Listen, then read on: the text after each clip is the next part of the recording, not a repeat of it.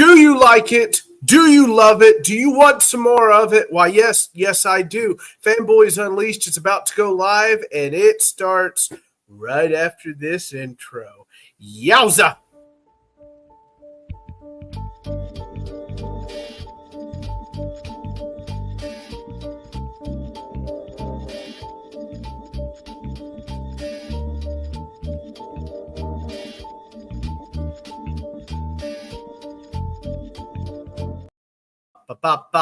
I said it was going to be a solo show. I tried to get by without the executives, the shadowy figures that overrule us all. They were going to stop me. They were going to stop me, muzzle me from speaking the truth. But what did they do? For my punishment, they have sent me a Cowboys fan. This is Alan the Paralyzer, Alan Perales. He is that man that has MRIs on his back because he is so tired from carrying the team. He is so tired for carrying his Sooners because they're not carrying him. He is my co-host on the Let's Talk Sports Network's wrestling show On the Mat, Alan Perales. Welcome to Fanboys Unleashed. How are you, sir? Is it great to be alive on a Friday night or what, sir? Hey, the Dr. Pepper is flowing. You and I are living.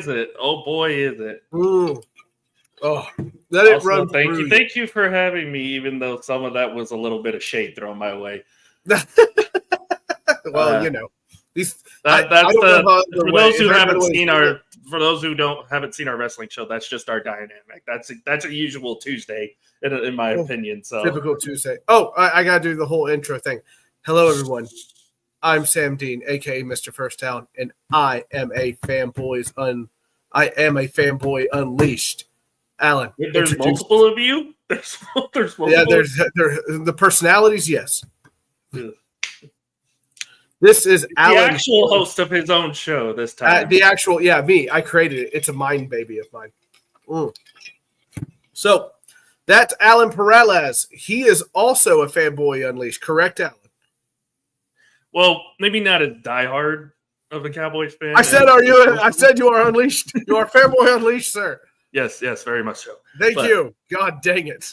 I am not a typical Cowboy fan, though, so please put down your torches, put down your fire sticks. Put down everything. Put your pitchforks away. This is not going to be a show of me bragging about how the Cowboys are the best team since sliced bread. I'm not the Yankees, for Christ's sake. Wow. Torpedo bats for everybody.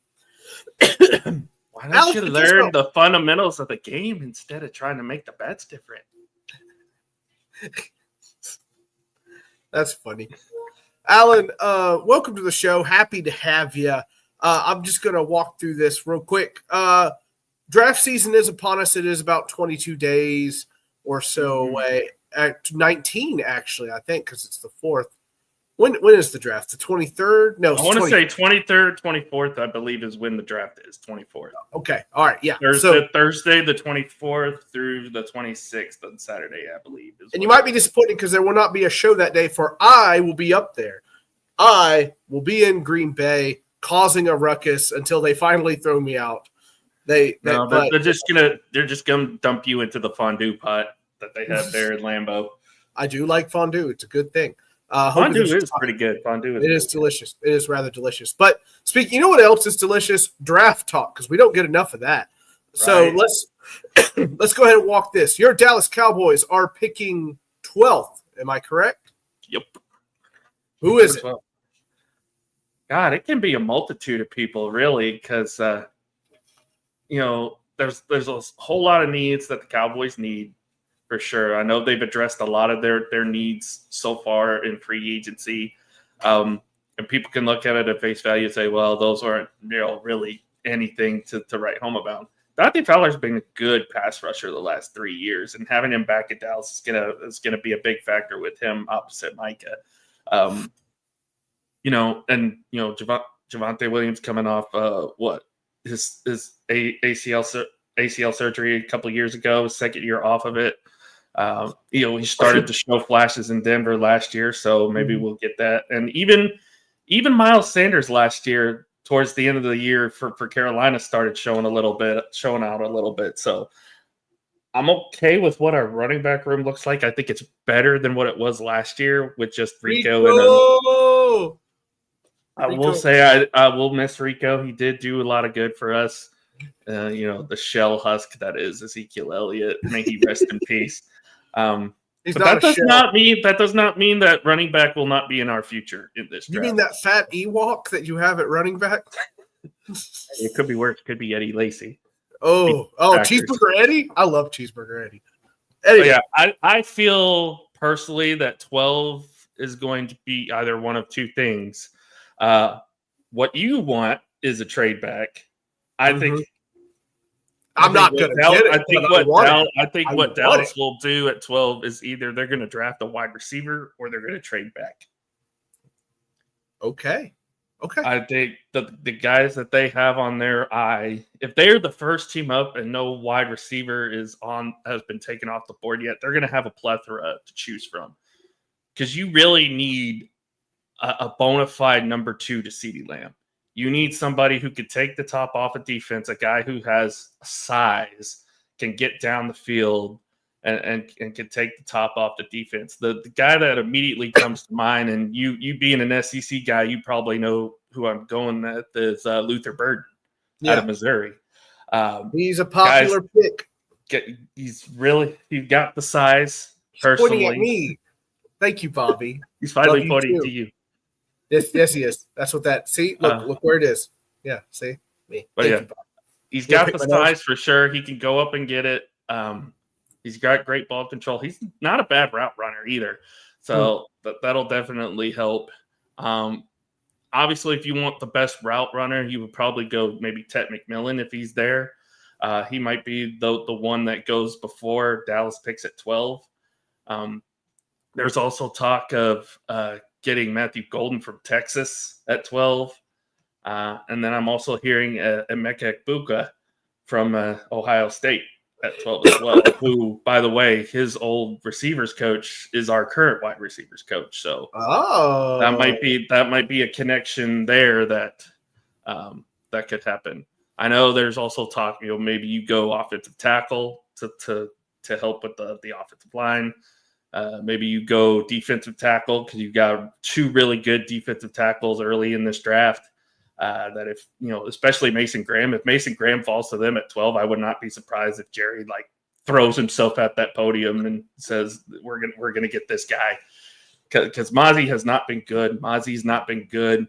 OC's been great. He's probably our only good interior defensive lineman that we got. So you definitely need some help in the interior of the defensive line. You need to stop the run first and foremost. You got to stop the run, especially in the division that you're in. When you got Saquon, Tyrone Tracy's a really good back. He had a really good rookie season.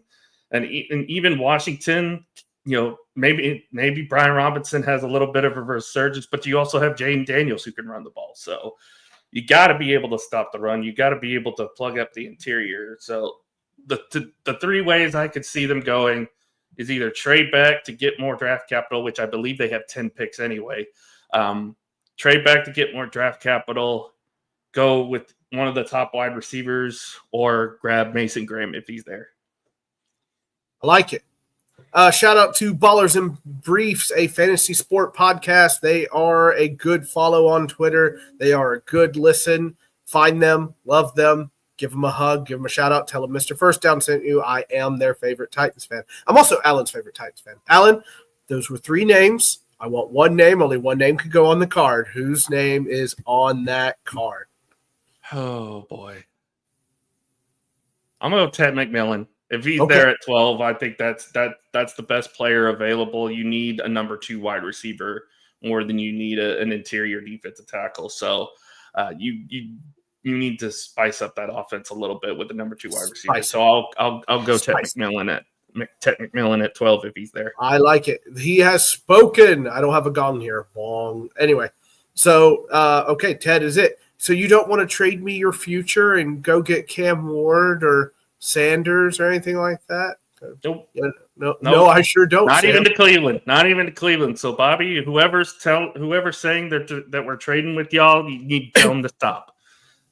I read something today that Cleveland could be trading with us to go get Cam Ward, and I said, all right, I mean, it's your future, Cleveland. And, I mean, you're in a tough spot, but maybe it won't be as bad. Cleveland really dug themselves a hole with that whole Deshaun Watson situation. Oh, they did. Shout out to Jimmy Haslam, their owner, for admitting it, like, openly.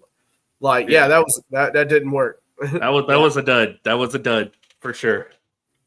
That's got to hurt for him because he was out there in front of the microphone, standing next to Deshaun Watson, saying, he's my guy. He's not a bad person. We're going to make this work, and everything's going to be great. And they have got zero to show for it. All they did was screw the rest of us in free agency because they were overpaying these quarterbacks. And we are still overpaying these. I was going to say, Cleveland started all of it with all the guaranteed money they gave Deshaun Watson. Oh, yeah. It was just the domino to fall. And it's unfortunate, but that's just where it is. It's Cam Ward. What am I being silly? How do I know that's Cam Ward? Because my owner flew there secretly, and this comes from Easton Freeze from A to Z Sports Nashville. Flew there to go see him. I thought it was a joke headline. It is not a joke. She flew there to have a private meeting with him. Boy, if it's not him, it certainly seems like it. I mean, have you heard of an owner flying somewhere after a private workout? Certainly seems legit. I mean, it kind of seems like all signs are pointing to Cam Ward at this point, right? Mm-hmm. I mean, I know you had them going out to Colorado today to scout both Travis Hunter and Shedeur Sanders, but you know, if you've seen Rec Room in the last couple of weeks, one thing Jay and I have been talking about is that there's always the media always likes to put up these smoke screens. Oh yeah, it's like 100%. They're going here or they're doing this. Sometimes you just got to call a spade, Sam. And what the Titans are going to do, they've kind of already shown what they're going to do, and that's draft Cam Ward. Yeah, I agree. There is what the words of the Emperor: "It is unavoidable. It is your destiny. It must be done." Do you think Aaron Rodgers is finally going to sign with the Steelers? What are we waiting on here? Like, where is apparently he's still holding out hope that he's going to get a call from Minnesota. Oh my gosh. I think that's what he's waiting on. I think that's what I heard and saw online the other day is that he's still holding out, seeing if Minnesota will call him back. But at this point, if he doesn't go to Pittsburgh, if I'm the Steelers, I'm drafting a rookie and I'm going to say, you know what, you had your chance, Aaron, but we're not going to bring you in. Yeah. Would they trade me their future, Alan? No, I know they won't. Nobody's coming. No, Steelers are not known for mortgaging their future to trade up. Them, New England, Dallas, most of these teams are known for trading back in the draft. In fact, the one time we traded up, it was a dud. Sorry, I think New England does trade up with either the Giants or Browns because they want Travis Hunter. He reeks of Vrabel guy. I think Hunter's just gonna fall in their lap. Honestly, you think so? Yeah, because I think either Cleveland or New York is gonna take Shedeur. The other one, I believe, will get Abdul Carter, and then you're gonna have Travis Hunter right there at 4. Okay, which shouldn't be the case. And honestly, you know, if you are picking number 1, you want to take the best player available. The best player is Travis Hunter, without a doubt. He is the best player in this draft, bar none. The fact that he can play both ways, wide receiver and cornerback, and play them at a decently high level, that speaks volumes. And if you have a coach that can mold him into, you know, maybe being the next Deion Sanders, just imagine what that'll do for your future if he becomes an elite superstar. I think he's going to play primarily cornerback. But I mean, some people are going to say whatever. In New England, he probably will play primarily quarterback. Which that combination of him and Christian Gonzalez, oh my God, that'll be tough to beat. Yeah, no joke. I got him going there.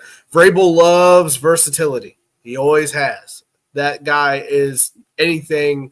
If he's anything, he is versatile. He is dangerous. He is the guy. So I imagine Vrabel wanting to get his hands on him as soon as humanly possible. Alan, we had a great one retire today. The great one. One of the best to ever do it. Why am I here? There we go. Hey, hi, everybody. Julio Jones. I don't know what else we can say about this guy. He was absolutely fantastic. I got him for a year. Tampa got him for a year. It was never the same.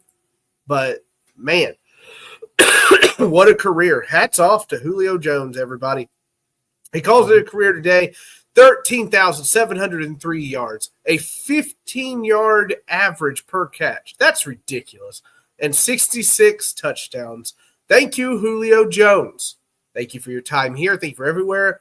Alan, if you've got a favorite memory of his, you go right ahead. The big one I have is when he caught that slant from Matt Ryan and took it to the house with Atlanta, I think, in the playoffs. I can't quite recall. Had a memorable playoff run in 2016. Yeah, that was when Julio was phenomenal in that postseason. In fact, had it not been for Julian Edelman, Julio Jones has the catch of the game there at the end, which would have probably sealed the deal for Atlanta had they made that field goal. So absolutely. But I think the most memorable part of it, honestly, Sam, was the night he was drafted. Oh, yeah. If you remember, Atlanta traded all the way up to 6 to go get him. That was like, nobody saw that coming because they had Roddy White still, and they had a somewhat decent wide receiver core.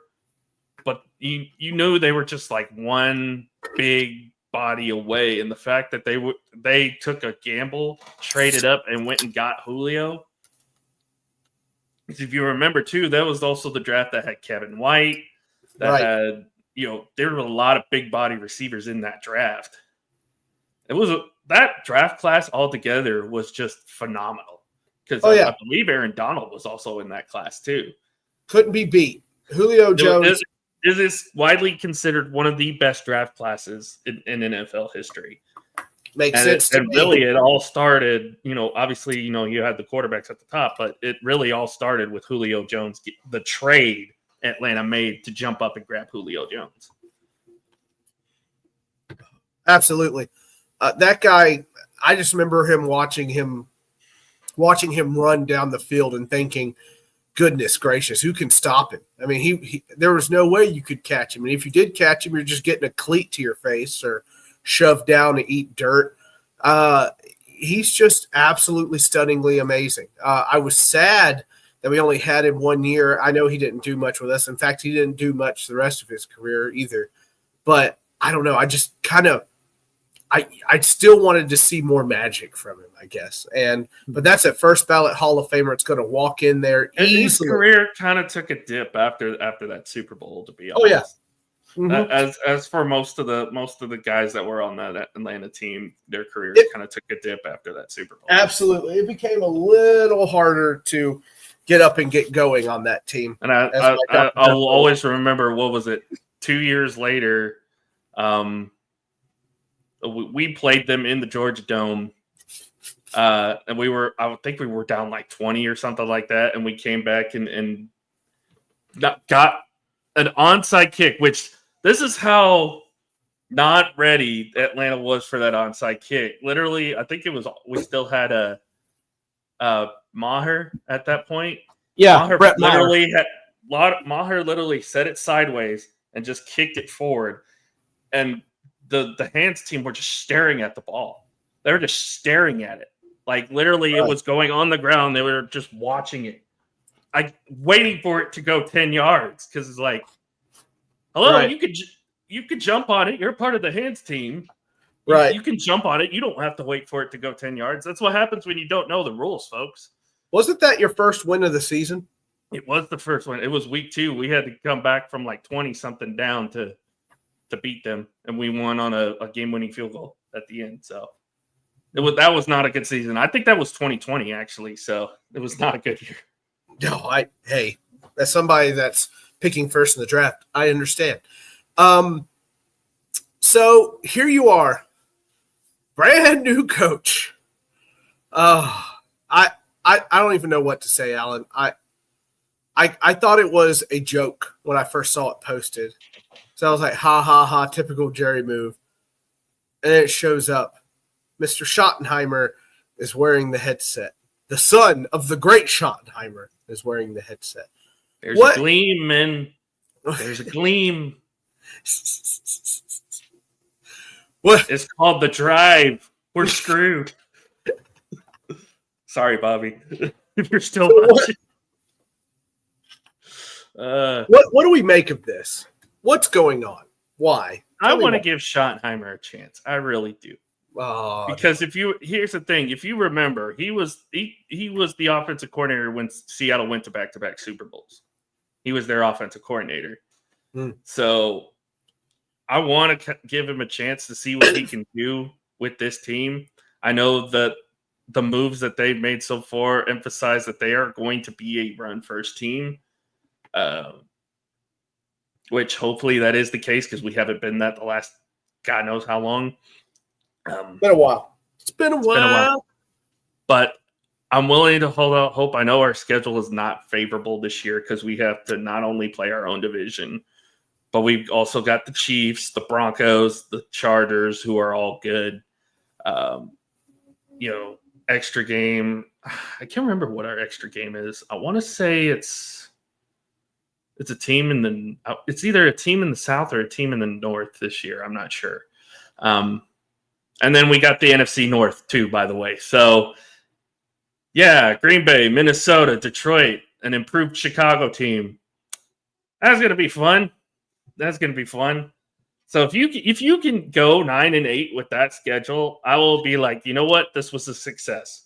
Because with that tough of a schedule, if you go 9-8, 10-7, and make a playoff run, I'll be like, all right, let's see what Shotty can do. You're talking yourself into it, Alan. This is bargaining. This is one of the 5 stages of grief. It is. It really is.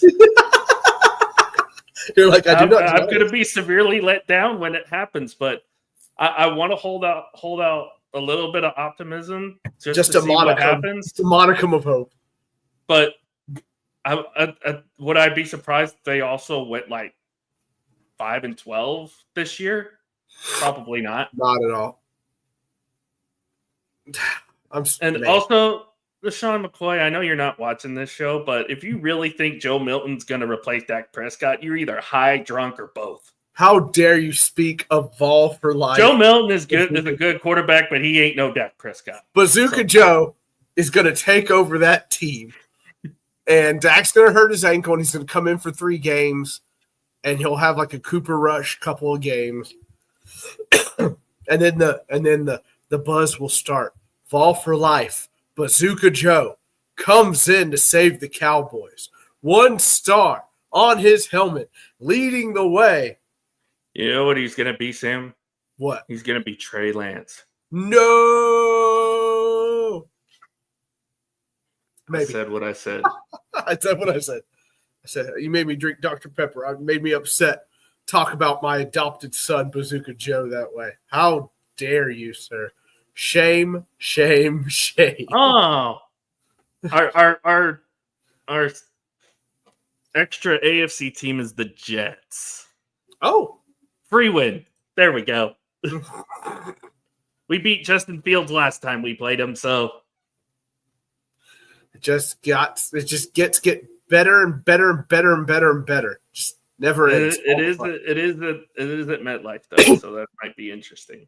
So everybody's off to Colorado except Callahan. I don't know what he's doing here. He must be doing something. Pilates. He's doing Pilates. You guys go to Colorado. I've got to finish these Pilates. He's coming up there Wednesday for the private workout with him and Hunter. But I highly doubt Miss Amy's going to fly out to Colorado after she already had a secret meeting with Cam Ward. We got a sorry to cut you off. No, it's okay. Sam. We got another WrestleMania match announced. Oh, who we got? 2. Who? Actually, 2. What is it? Naomi and Jade Cargill's official. Yep. For WrestleMania. And then Nick Aldis came out and said there will be a women's tag team gauntlet on SmackDown next week, and the winner will face Liv and Raquel. Whoa! Anything's better than mid-Liv. Mid-Morgan, as you like to call her. That's right, Mid-Morgan. She is Mid-Morgan. So, we go off to your Liv Morgan fan base is not going to like that comment, Sam. Well, they're like the Taylor Swift fan base. They're not that strong. But we are on to we are looking at Sanders throwing the ball around, throwing against air. And, I can't wait till the film teams get a hold of this footage and just make him look like a superstar passing against air. But everything you've seen of Sanders or whatever, you think Ward is still the better quarterback, correct? I think Ward is the more NFL ready. I think if you ask me on paper who has the more talent and more potential, it's probably Shedeur Sanders. The problem is he's got to be in the right area, the right situation to be able to unleash that his full potential. I think Tennessee could be one of those spots if they were to pull the swerve and pick Shedeur Sanders, but I think if you want an NFL-ready quarterback right now, if you need a quarterback right now, there's only two that I could say that I think are really NFL-ready, and one of them is Cam Ward. So I think if you're in the situation that Tennessee is right now, you need an NFL-ready quarterback. Cam Ward's the no-brainer. 100%. And if anybody's wondering who the other one is, well, I think it's Jackson Dart. I think he's the other NFL-ready quarterback. So whoever takes Jackson Dart, I think is going to be sitting pretty. If he ends up, don't be surprised if you see Jackson Dart play this year. That's what I'm saying. Interesting. Do you think anyone will move down and pay that price to the Titans to get a quarterback? Do you think anyone would do it? The only team I see is the Giants, and that's just because their owner's an idiot. He has made so many mistakes since them making the playoffs 3 years ago really hurt that team. Yeah, because it got into their heads like, Daniel Jones. Oh, we're not that far off. Yeah, everything's fine. Yeah. Here's the thing. Daniel Jones was never that good. It was their defense and Wink Martindale that really got them into that postseason spot to begin with, and Saquon for sure. You should have paid Saquon. Oh, and now because you didn't, he's playing in it for a division rival. Oh, by the way, he almost broke Eric Dickerson's record this year. Oh, by the way, he just won a Super Bowl.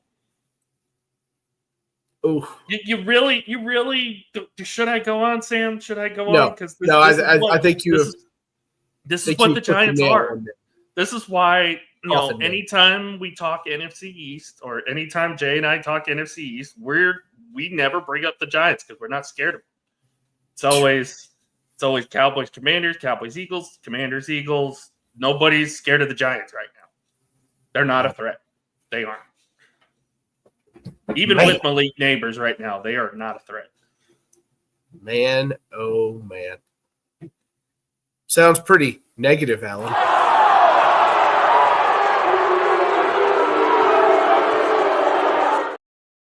I didn't want to just use that slide for season. I just wanted to use it now. I hit that slide so many times during the season. So many times. Anyway. Alan, thanks for coming on. I appreciate you. I appreciate your help. I appreciate you, sir. Are you ready to talk some SmackDown tomorrow night for On the Mat live at 8 p.m. Central, only on the Let's Talk Sports Network? I'm interested to see what this favor is once they finally reveal it. I want this favor. Gosh darn it. Right. I wonder what Scott has to say about it, too, because his infinite wisdom as the wise man, what favor he's going to have to give CM Punk at WrestleMania. I'm going to put Scott through a table before he's on the show, and then you'll be like, oh, no. Wow. Oh, no. He got you that free pass into the nursing home, and this is how you repay him. He even lets you get the padded room. Monster. I just can't. Hey, it's his fault. This is all his fault. Just Did like it's all the fans' fault. Did he steal your Jello again, Sam? Did he steal your Jello? I don't want to talk about it. It wasn't even tapioca, and he took it anyway. Anyway, so what else you have coming up, Alan? You are more than just a wrestling fan. You are indeed a man of many hats. So normally we do In the Hoop tonight, but we will not be doing that. So no show for us tonight. Why not? Lock it in. Other stuff going on. Okay.